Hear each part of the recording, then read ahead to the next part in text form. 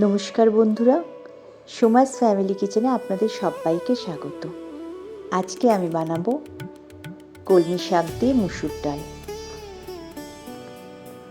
এর জন্য আমি হাফ কাপ মতো মুসুর ডাল সেদ্ধ করেছি। আমি 2 হুইসেল দিয়েছি। তারপর ওটার মধ্যে আবার এক আঁটি কলমি শাক আমি দিয়েছি, দিয়ে আবার একটা হুইসেল দিয়েছি। আচ্ছা, এর মধ্যে কিন্তু আমি 2 কাঁচা লঙ্কা আর নুনও দিয়েছিলাম সেদ্ধ করার সময়। এবার আমি একটা কড়াতে তেল নিচ্ছি। তেলটা আমি মোটামুটি 1 টেবিল স্পুন মতো নিলাম। এবার এর মধ্যে ফোড়ন দেব আমি কালো জিরে আর একটা ফাটানো শুকনো লঙ্কা।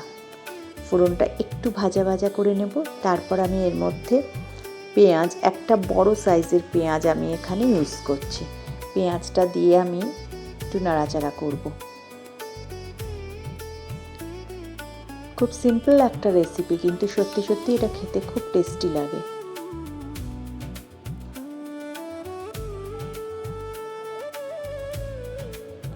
পেঁয়াজটা একটু নাড়াচাড়া করে এর মধ্যে আমি 2 টেবিল স্পুন মতো রসুন কুচি দেব। আমি মোটামুটি 8 থেকে 10টা রসুনের কোয়া নিয়েছি এখানে। অ্যাকচুয়ালি এখানে একটু রসুনের ইউজটা একটু বেশিই করব। এবার এর মধ্যে দিলাম আমি 1/3 টিস্পুন হলুদ আর নুন দিলাম 1 টিস্পুন। অ্যাকচুয়ালি হলুদটা এখানে কম ইউজ হবে। আর নুনটার ক্ষেত্রে বলবো, নুন আমি ডালটা সেদ্ধ করার সময়ও দিয়েছিলাম।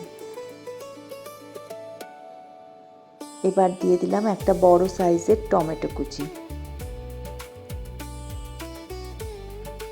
মোটামুটি সফট হয়ে গেছে পেঁয়াজ টমেটো দুটোই। এবার এর মধ্যে আমি সেদ্ধ করে রাখা ডালটা দিয়ে দেবো।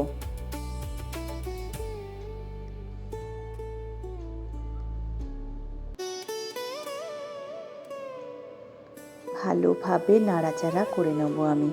তারপর একটু মিডিয়াম টু লো ফ্লেমে একটু মিনিট 5-7 রান্না করব। এটা 2 চেরা কাঁচা লঙ্কা আমি এর মধ্যে দিয়ে দিলাম।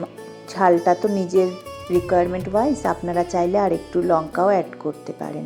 আচ্ছা, একটা কথা বলি, যারা নতুন ভিউয়ার্স আমার চ্যানেলের আমার নতুন রান্না দেখছেন, তারা প্লিজ একটু আমার চ্যানেলটা সাবস্ক্রাইব করবেন। আর ভালো লাগলে একটু লাইক দেবেন, একটু শেয়ার করবেন নিজের লোকেদের মধ্যে।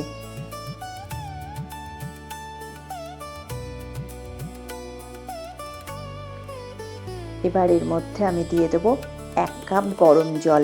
আমি কিন্তু জলটা কমই দেব, কারণ এটা একটু ঘন হবে ডালটা, সেই হিসাবে জলটা কমই দেওয়া হবে। এবার এর মধ্যে আমি একটু মিষ্টি দেব, দিয়ে মিনিট 2 ফোটাবো। ব্যাস, রেডি আমাদের কলমি শাক দিয়ে মুসুর ডাল। একদিন করে দেখবেন, সত্যি সত্যি এটা খেতে কিন্তু খুব অনবদ্য হয়। ভাত রুটি যে কোনো কিছুর সাথেই এটা আপনারা ট্রাই করতে পারেন।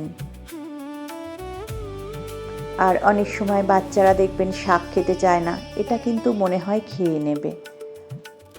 আজকে তাহলে এই পর্যন্ত। দেখা হবে নেক্সট ভিডিওতে অন্য কোনো নতুন রান্না নিয়ে। ততদিন ভালো থাকবেন, সুস্থ থাকবেন, আর রান্নাটা ট্রাই করে অবশ্যই কমেন্টে জানাবেন কেমন লাগলো।